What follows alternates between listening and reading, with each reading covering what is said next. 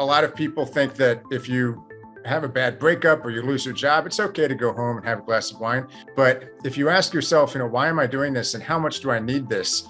If you rank on a scale of 1 to 10 that need, and it's over a 5, even if it just seems to be an emotional or psychological motivation for drinking and you don't have the physical dependence, then you should be aware that it could become a physical dependence with repetition. Other people might be drinking alone like I was, where I was just at home, and you were too, hiding from the world, scared, stressed out, fearful, drinking alone first thing in the morning, because if we didn't drink alone, we were going to go through withdrawal. Thanks for tuning in to the Elevation Recovery Podcast, your hub for addiction recovery strategies, hosted by Chris Scott and Matt Finch. Welcome everyone to episode 255 of Elevation Recovery. My name's Matt Finch, and I'm joined with my friend and co-host Chris Scott. Today's topic is going to be on drinking alone, and we're going to add a bunch of different in-depth kind of topics within that overarching topic of what you need to know about drinking alone. We're also going to talk about dangers of drinking alone. Does drinking alone make you an alcoholic? It's basically called solitary drinking, drinking by yourself, all that. And we're going to provide resources for overcoming alcoholism towards the end. We're even going to throw in a little section on the pandemic lockdown drinking by yourself phenomenon or epidemic by popular demand in your Facebook group, actually, Chris, for Total Alcohol Recovery 2.0. One of your students posted a question and tagged me specifically. Matt Finch, have you guys done any Elevation Recovery podcast episodes on, coping with the stress of COVID? And so I, in the description of that comment thing, or not the description, in several comments, I put about 5 or 6 episodes. The last one we did that had anything to do with COVID and COVID mental health addiction, that kind of stuff was probably about a year ago. I think it was last winter. And we had done a bunch leading up to that. And so I promised that we would add that into an upcoming podcast. So we'll just start right away. I even have flashcards today. What is solitary drinking, AKA drinking alone or drinking by yourself? Well, I suppose that's somewhat self-explanatory. It would be consuming alcohol without being in a social situation. And whether or not it's a problem would depend on why you're doing it and how often you're doing it and how much you're drinking, what the quantity is, and potentially how long you've been doing that as well. So alcohol use disorder is a spectrum. And I recall early on in my drinking years, actually back when I was in college, I noticed that I would have a 6-pack of beer at around senior year of college in my room in case we weren't going to go out to party that night. And I would drink it. And sometimes my friends would come in and hang out for maybe 20 minutes at a time. We were all doing homework. I ended up writing my senior honors thesis, essentially intoxicated, drinking alone. And it occurred to me at some point that that could be a problem. But I thought to myself, I'm in college. People in college drink whenever they want. So I socially justified it. And then I moved on to continue drinking alone. And my drinking alone escalated throughout my years in finance. So, and there were some ebbs and flows, but that drinking alone is a problem for sure if you feel a visceral primal need for alcohol, because that's what alcohol dependence technically is, physical dependence. I was drinking alone before I got to that point, but I'm sure that the drinking alone helped me get to that point, because over time, when you drink, most people know that your tolerance increases. What a lot of people are not aware of is that there are certain neurotransmitters, such as GABA, which is the primary calming neurotransmitter in your brain, and glutamate, which is the counterbalancing electrical activity increasing neurotransmitter, in other words, not calming, but stimulatory, excitatory neurotransmitter. And you can end up with a long-term deficiency in GABA and essentially too much glutamate activity due to alcohol, because alcohol effectively subs in for the GABA. It increases GABA activity, but it actually depletes your long-term supply, your baseline supply of GABA, because your brain says, well, if we're going to keep drinking, i.e., and we're going to keep drinking alone, then we don't need to make so much GABA, because this ethanol stuff is going to keep subbing in for it. So you end up with too much glutamate. You end up with anxiousness. You feel jumpy. You might have heightened, reflexes. So I remember probably several years into my work in finance, if something jumped out at me, I lived in New York City. So it could be a car coming around the corner or like an elevator shaft that sounded weird. I would like jump. I would, whoa. And if anyone was around me, they would notice because I was jumpy. That was too much glutamate activity. And that was caused by drinking too much. But a lot of my drinking was drinking alone. So as usual, I delved a bit too much into the biochemistry, perhaps, but I hope it's helpful for anyone wondering why they might have a primal scream for alcohol when it seems to be socially inappropriate. We do have certain social norms that say that you shouldn't drink to some extent when you're not alone. But then again, you turn on the movies or TV or Netflix and there are people drinking alone all the time. So it can be very confusing as someone who's on that slippery slope towards addiction to try to figure out whether or not what they're doing is socially justified. I like to step outside of that box and say, well, what's actually going on inside of your body? Do you have signs of physical dependence? If you do, then it's potentially going to become a problem if it's not already. If you don't feel that primal need for alcohol, and again, it's a spectrum. So you might feel like you're a little bit bummed out if you don't drink alone. You might feel slightly depressed. It took me years before I got to the point where I felt that scream and then literally had hallucinations if I didn't drink. It took about 5 or 6 years in between those points along that slippery slope towards full on severe physical dependence. But, a lot of people think that if you have a bad breakup or you lose your job, it's okay to go home and have a glass of wine. Or maybe if you had a stressful day at work, it's okay to go home and have a glass of wine. But if you ask yourself, why am I doing this and how much do I need this? If you rank on a scale of 1 to 10 that need, and it's over a 5, even if it just seems to be an emotional or a psychological motivation for drinking and you don't have the physical dependence, then you should be aware that it could become a physical dependence with repetition.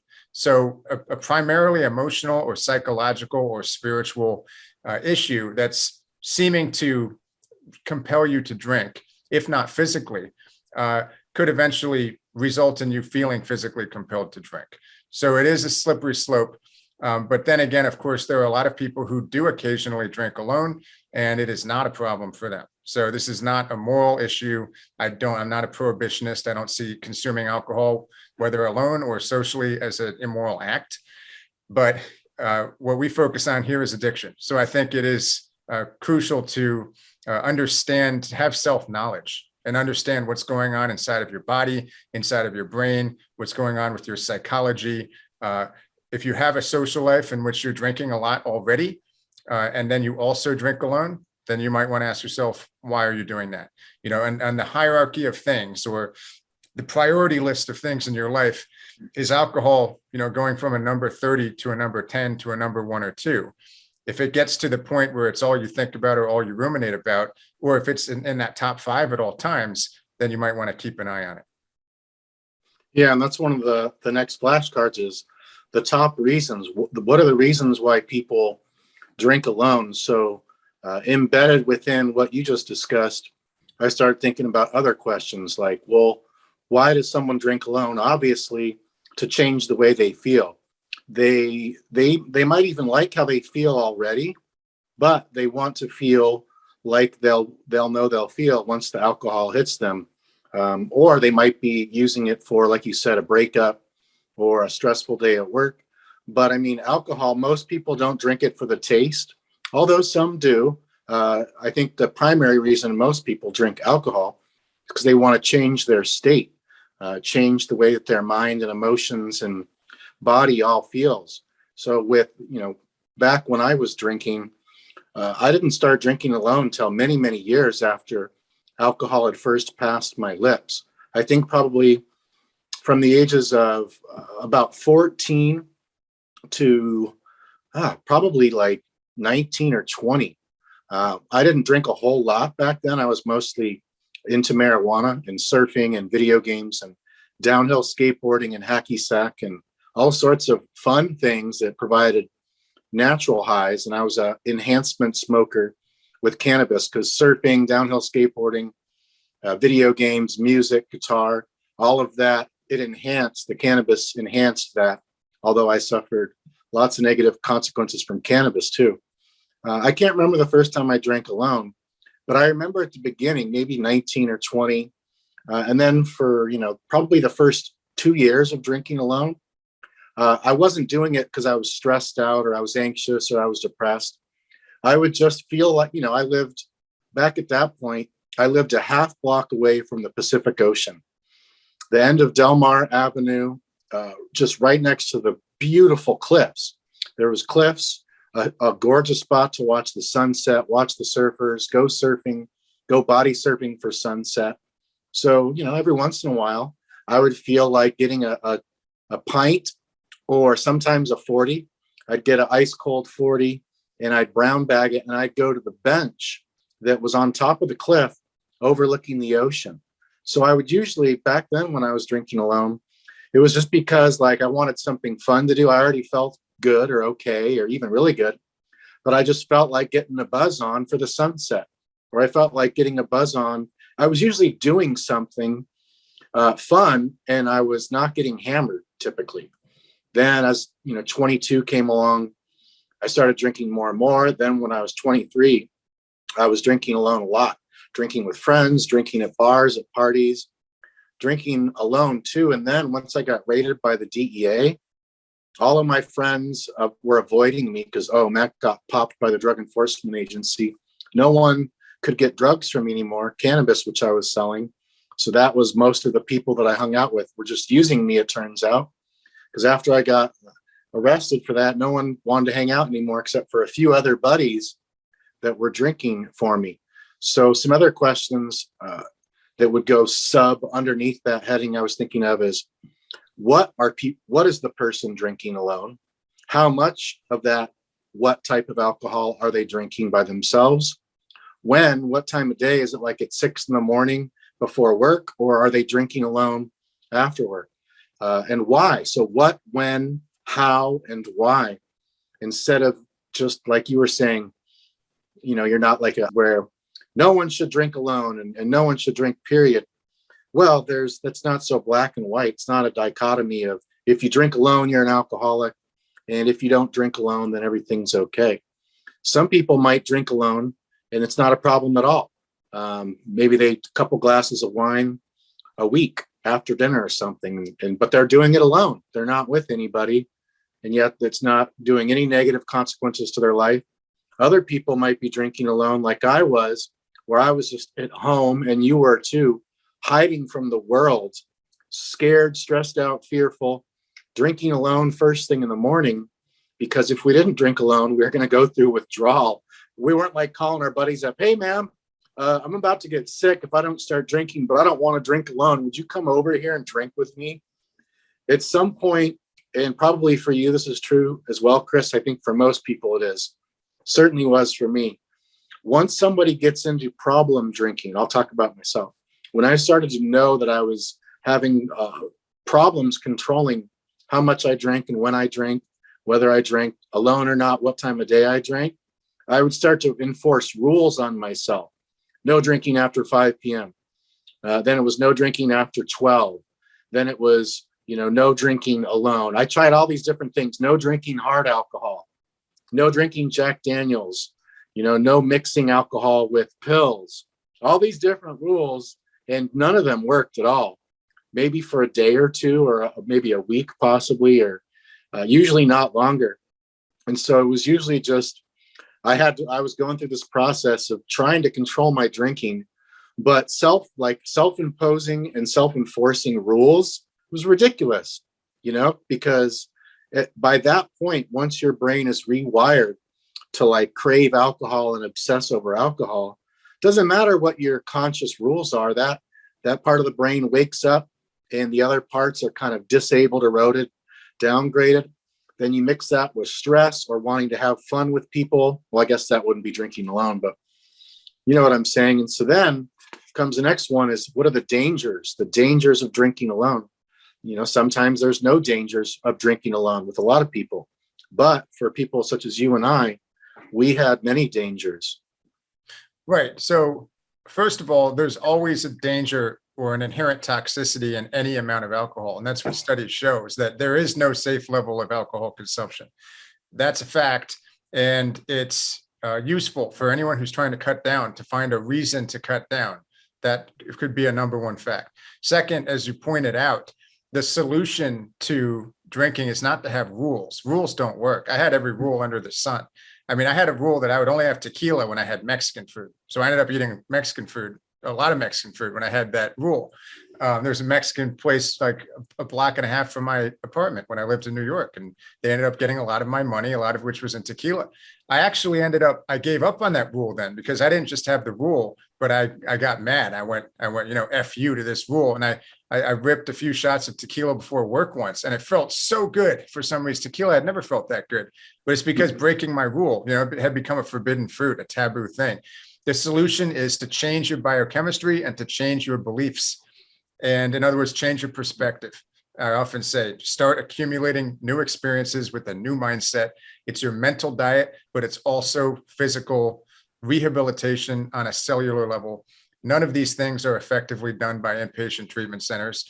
I went to one, so I would know. There are some, I should say, that are doing a better job, although many just pay lip service. But a lot of the topics that we talk about, that we've talked about in the hundreds of episodes that we've had now for this podcast, are just simply just blank out. If you go to a rehab center, tell me about amino acid therapy. Tell me about, holistic recovery. Nope. Nothing. It's just the 12 steps, and we're going to bus you to free AA meetings and charge you, $1,000 a day to have a bit. But anyway, I digress. I think that the dangers of drinking are obviously going to correspond with the amount, the frequency of your drinking, and the amount and the duration, the amount of time that you've been doing it for, because the amount of damage that you're inflicting on your body and generally your life is going to be directly proportional to the amount of time that you've been drinking and how much. So, we know on a basic level, when you consume alcohol, it starts to cause inflammation in the gut, causes dysbiosis in the gut. You start to end up with inflammatory cytokines, in part because of leaky gut and molecules getting across the gut that shouldn't into your liver. And then these inflammatory cytokines, pro-inflammatory cytokines, go up to the brain and start inhibiting neurotransmission. You end up with neuroinflammation. You end up with foggy brain and bad impulse control. And it's just a vicious cycle. You end up with depression because your serotonin becomes inhibited. And then what do you do when you're depressed? What do you do when you're anxious? What do you do when you have too much glutamate, as we talked about before? Well, you become a mess and you drink alone more. And so that's why I was ripping shots of tequila in the morning, sometimes before work. And then I had, it's like, whoops, well, now I have to go to Wendy's and stuff my face so I don't smell like tequila. So just bad habits stacked on top of bad habits. It's like being in a negative spiral. And that negative spiral, I would include as one of the negative consequences of drinking alone, to excess, I should say. Anyone who drinks alone or socially or whatever is poisoning themselves to some degree. But to the extent that you drink, you're going to have certain problems. And if you drink a lot alone, it could be time to ask yourself why you're doing it. I got to the point where drinking no longer alleviated my withdrawal symptoms, which is a terrible spot to be, because by that point, that's the only reason I was drinking alone, as you said. And when you're at that point, luckily I threw in the towel. It was my idea to enroll in a professional detox. I have certain views on traditional treatment centers, but I believe that medical detox is a life-saving thing for a lot of people. There are a lot of people who need to go away for a certain period of time, even if it's just a few days, to dry out, to, in other words, have medication assist them with detox so that they don't have seizures or other potentially life-threatening complications. And then you can get a fresh start. And it takes a lot of time and work, but if you focus on your mental diet and your physical diet, your biochemical restoration, then you can start building new neural pathways. You can start taking pleasure in things that you might not have taken pleasure in before or forgotten how to take pleasure in them. And drinking alone can become a thing of the past.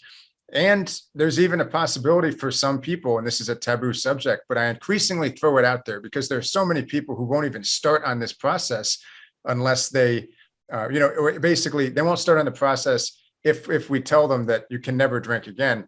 And it is kind of a myth that everyone who's ever been addicted to alcohol can never drink again. Statistics show this.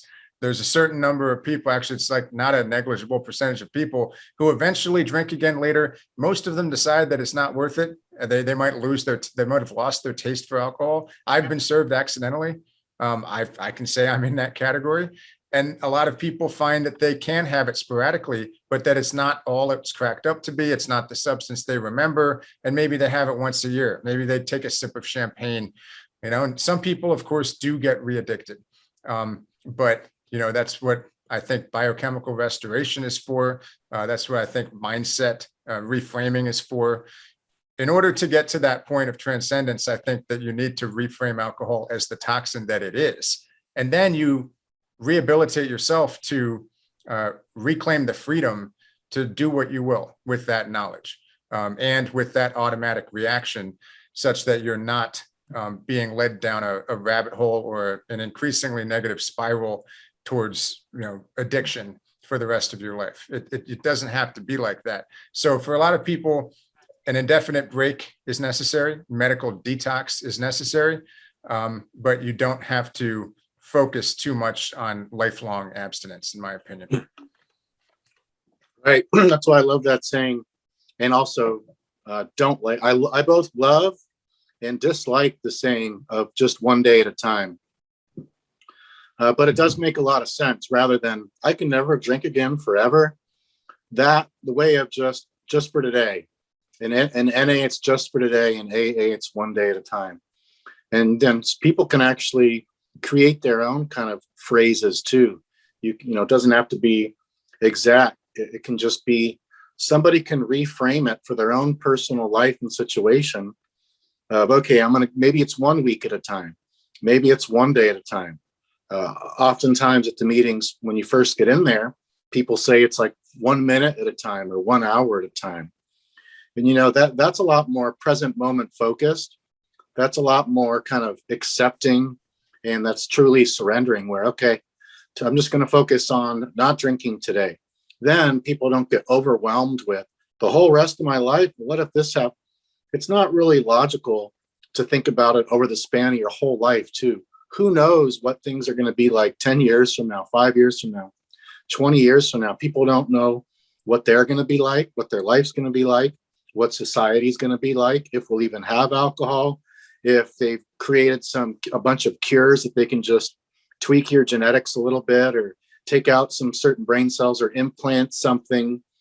I have a new client who's doing, he had been doing the Sinclair method. He learned about it from, what's her name again? What's her name, Chris?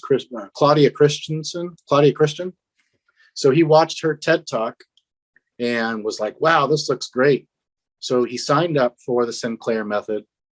And then he hired me to be his coach. And it's funny because he, just out of the blue, I think you might remember, it was probably, a week before Christmas, something like that.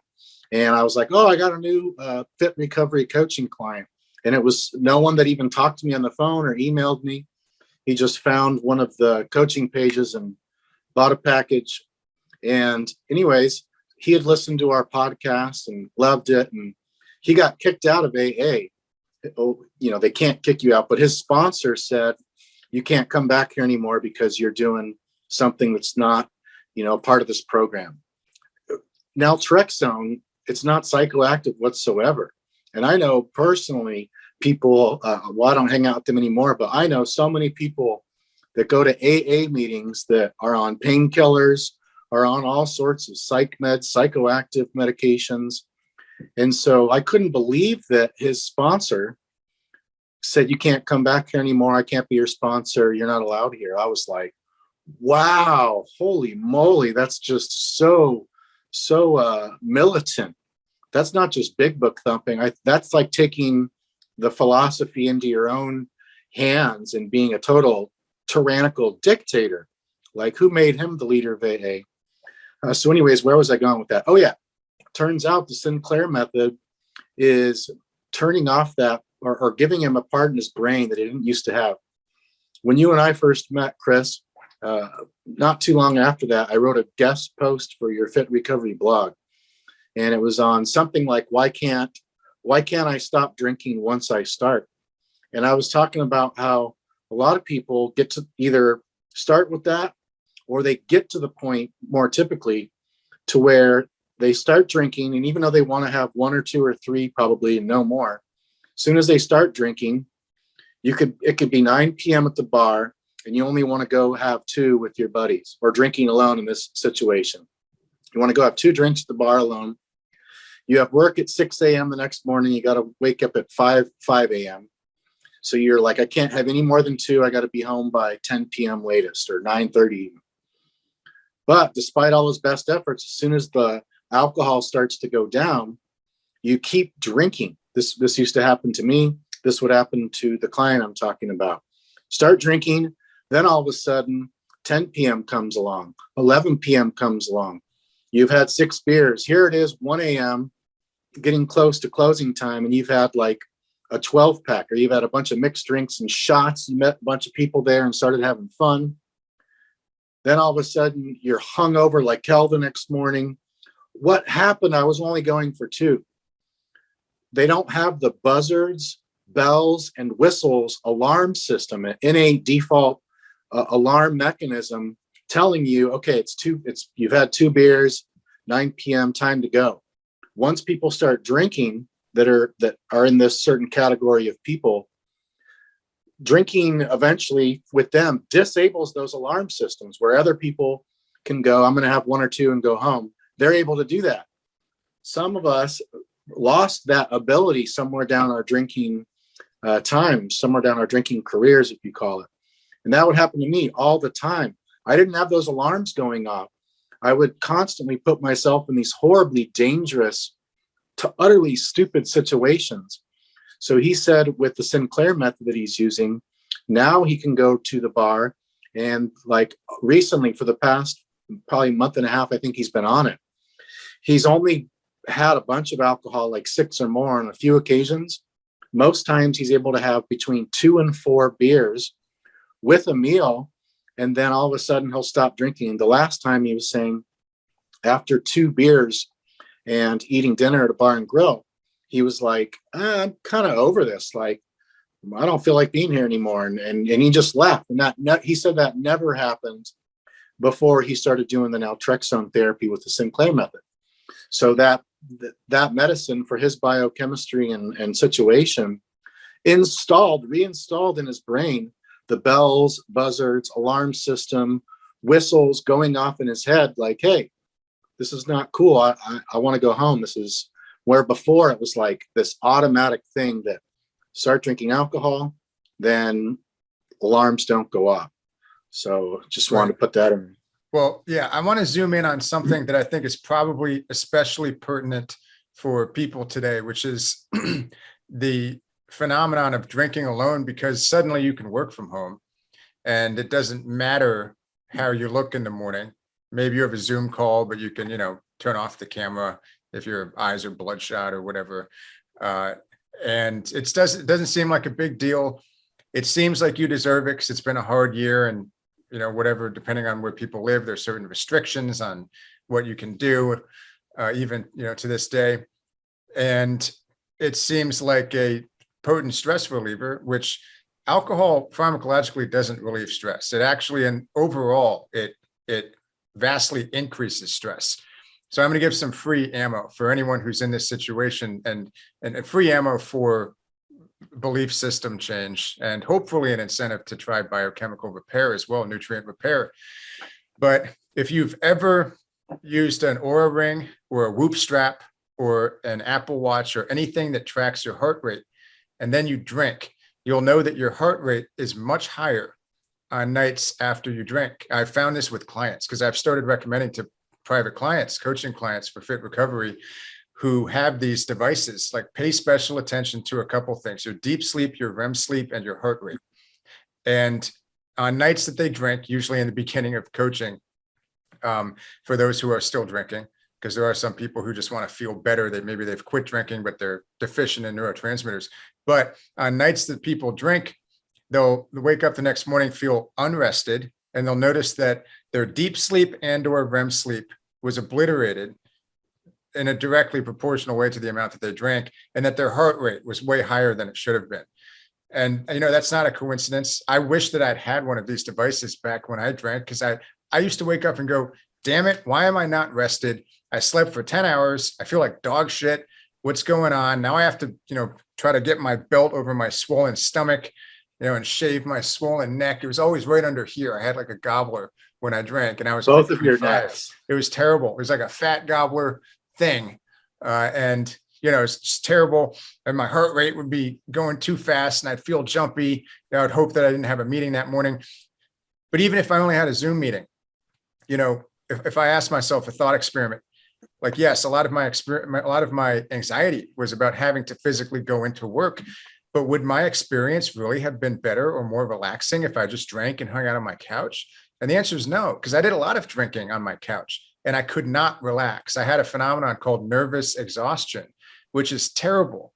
Now, I like to hang out on my couch with my dogs and have some adaptogenic tea and some CBD infused sparkling water, and a whole mix of things, maybe some reishi mushroom and some dragon herbs and whatnot.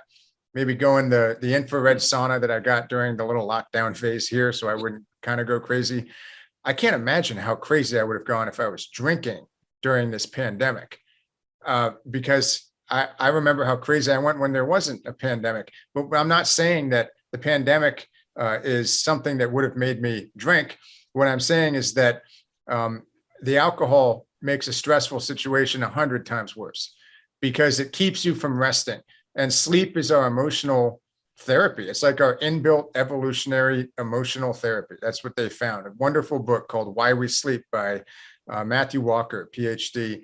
He talks about the fact that without REM sleep, you start displaying symptoms of bipolar. They think a lot of mental illnesses probably stem from various disruptions in certain phases of sleep, especially REM and deep sleep.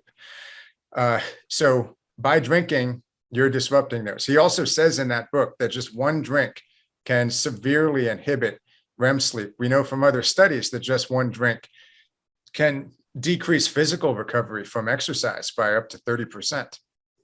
So that sounds like a disaster. I don't not drink because I've been focusing on not drinking for 7.5 years. For me, it's a no-brainer because I like my sleep. I'm protective of my sleep. I love my dogs. I have a king size bed. I don't even let them sleep in my bed. They sleep in their beds on the floor because I don't want my sleep getting messed up. The last thing I want to do is pummel myself with toxic alcohol and have a high heart rate, have an imbalance in my GABA glutamate, feel like crap the next morning, be putting eye drops in, and have my blood sugar all screwed up. So I have to run to Wendy's. I don't remember the last time Wendy's seemed like a good thing to eat, but it sounded like a great thing to eat when I was ripping shots of tequila in the morning. So at any rate, that was a bit of a spiel, but my point is alcohol is not a good stress reliever, except in the first 20 minutes after you do it. So I guess if you're really living in the moment, 20 minutes at a time, you can keep drinking, but the end result of that tends to be physical dependence. If you're in that state where you're only living for the next 20 minutes, then that's a dangerous place to be. And it's best to try to open your mind a little bit, take a bird's eye view on your life. If you can't do that, it could be because you're already becoming physically dependent. And I would say the solution is nutrient repair.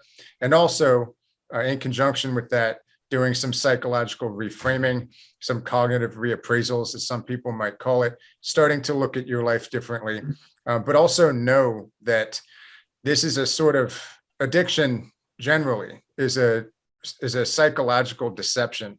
Of course, it's layered with real neural pathways and real biochemical imbalances, but it's a deception that puts some activity that other people see as kind of, maybe irrelevant or fun occasionally.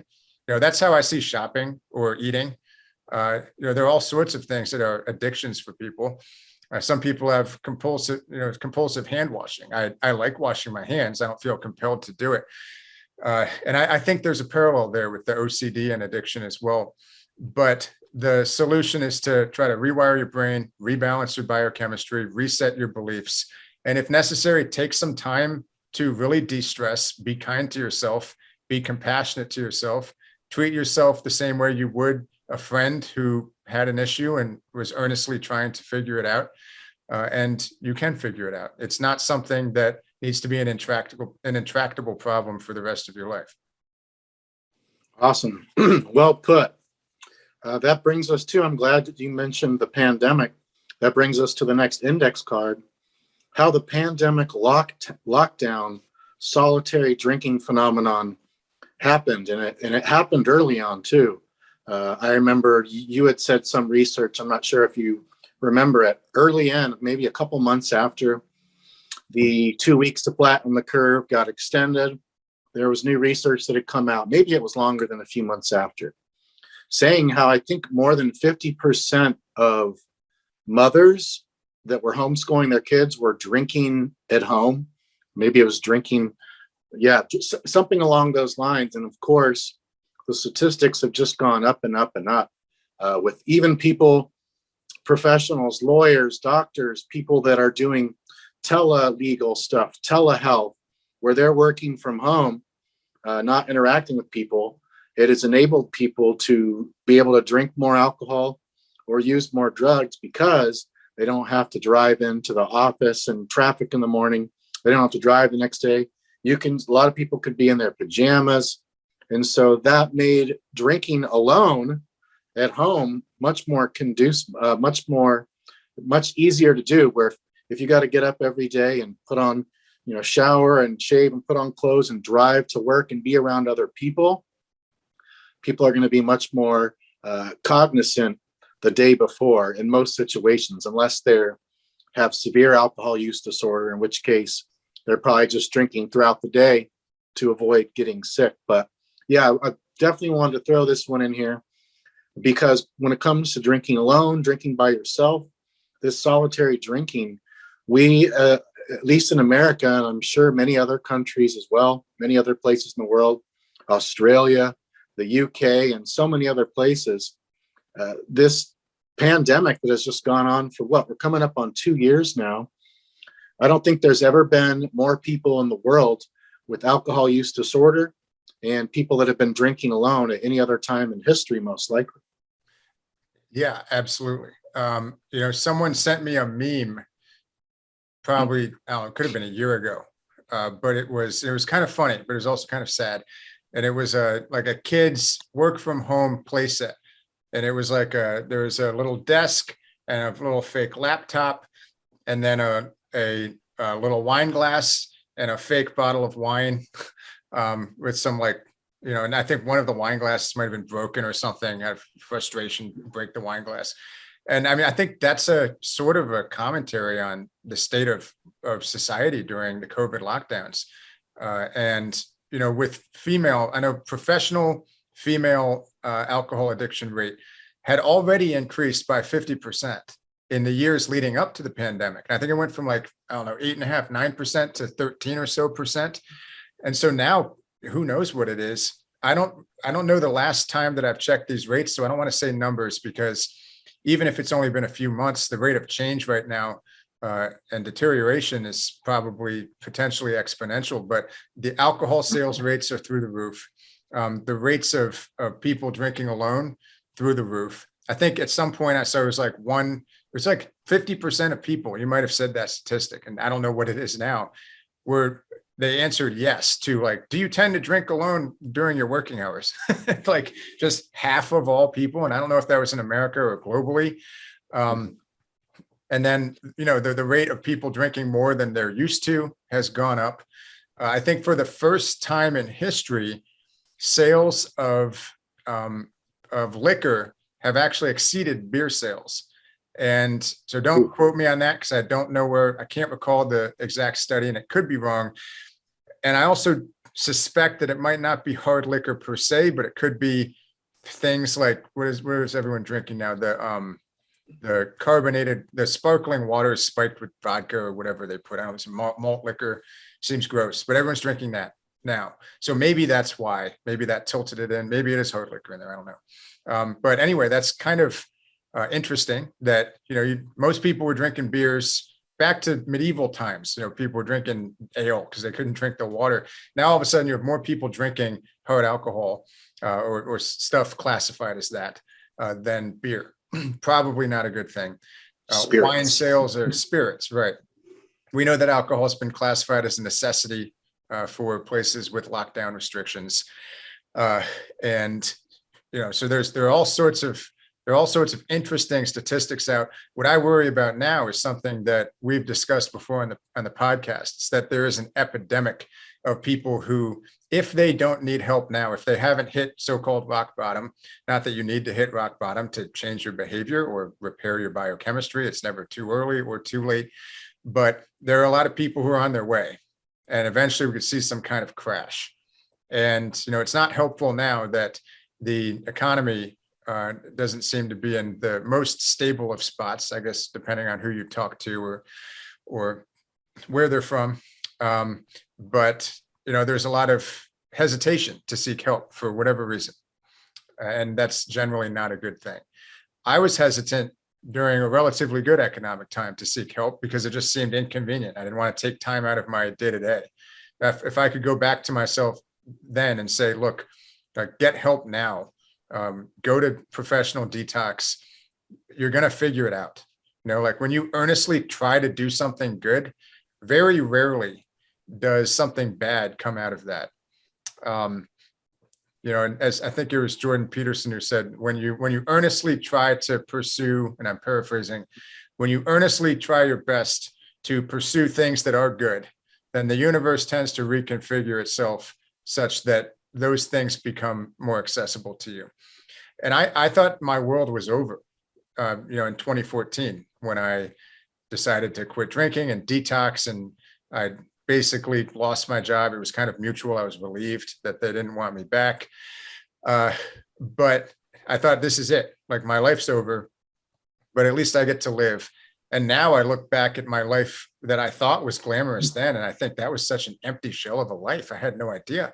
But if I could go back and do it at 23 instead of 26, 27, would I? Absolutely. And I'm sure there are a lot of people listening who are a lot older than that. I was pretty young.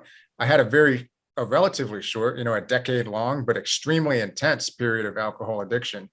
And there are a lot of people who have been drinking for 30 or 40 years. It's never too late, in the same way that it's never too early.